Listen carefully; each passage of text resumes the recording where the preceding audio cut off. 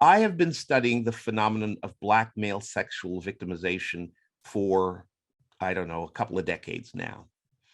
And the reason is that I think that when we think about Black men, we often think about Black men as the apex predator when it comes to domestic violence, sexual violence, criminal violence.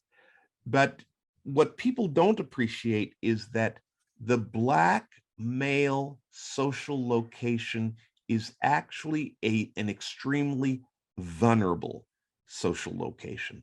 And there's a lot of scholarship that's developing now that helps us to understand that.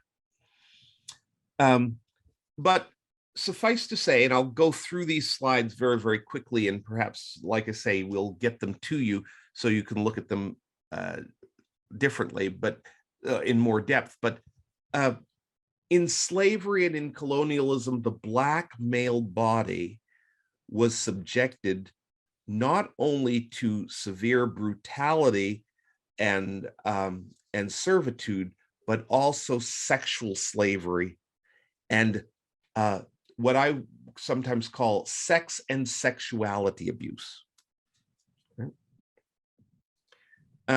We've got to appreciate here as well, and this is it's a very troubling thing, and my apologies for the how graphic it is, but male genital torture and mutilation is well documented, and what we know is that hardly a Black man was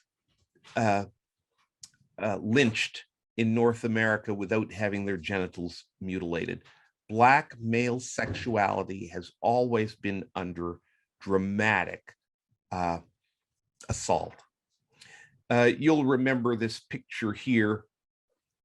This picture here is from the film To Kill a Mockingbird, and you'll remember that the victim in this case was a Black man who had been sexually assaulted by a white woman, but because of the times, she was able to simply say that he had assaulted her, and there, of course, was no defense against that. Let me simply suggest that Black male bodies have been eroticized and fetishized, that we understand that Black males have higher incidence of child abuse and higher incidence of being in care and incarceration. And we know that those spaces are ubiquitous spaces of abuse.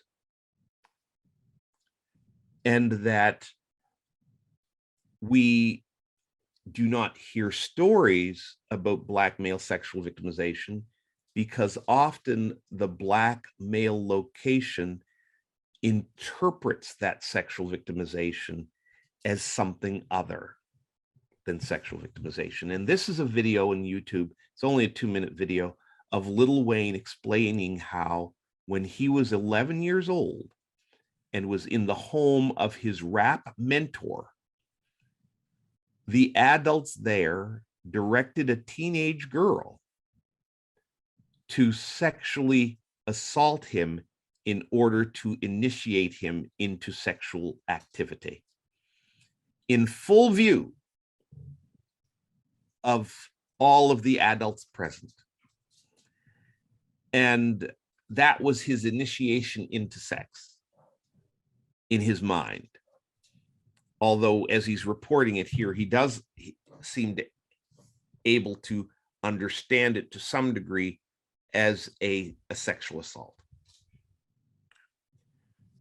When we think about the consequences of sexual and sexuality abuse, there are all of these kinds of consequences. Disturbing patterns of Black male criminal engagement, where hypermasculine bravado is a large part of the identity. Human trafficking and pimping is a consequence. Disturbing patterns of Black male misogyny and homophobia comes out of this. So suffice to say that Black male sexual victimization continues to occur in the contemporary world, and it resonates to the kind of sexual victimization that Black men experienced during colonial and enslaved times of enslavement. And this is a burden that Black people carry. So if we were to treat Black male sexual trauma, we would need to be able to articulate and explore the Black male-centered points of view.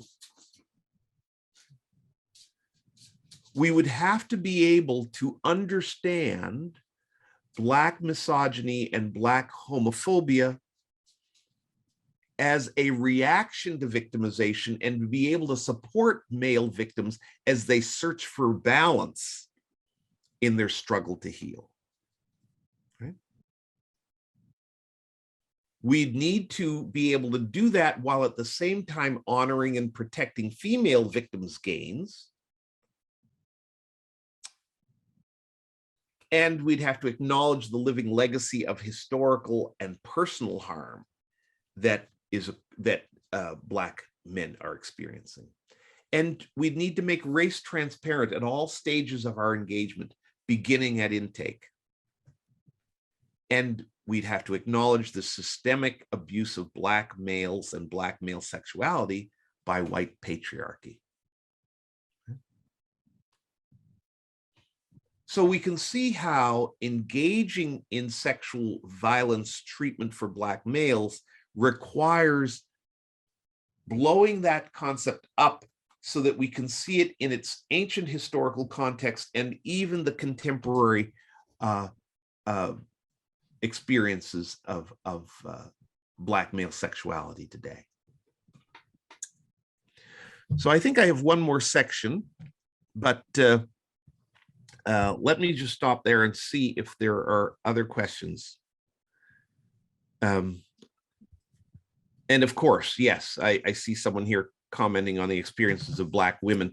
I am by no means minimizing the experiences of Black women or white women or other genders of persons. We know, for example, that queer people have the highest rates of sexual victimization. But I want us to just focus on the Black male experience because it's so outside of our imagination.